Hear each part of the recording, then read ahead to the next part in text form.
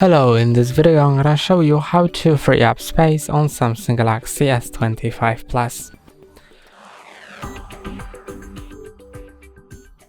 So to free up the space, go to the settings, then go to the device care, and now you can go to storage, and here you have some suggestions that you can use to save your space.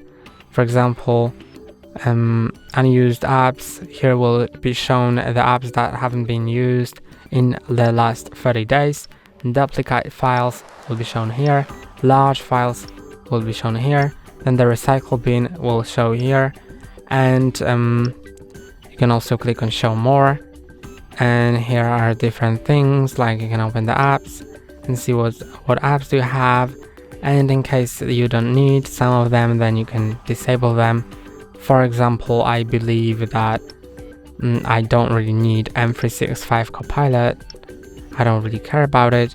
Then the Outlook, I've never used it, and a few things more. If you find them unimportant, you can just click on them, then click on uninstall, and they'll be uninstalled. So this is how you free up space pretty easily on your Samsung Galaxy S25 Plus.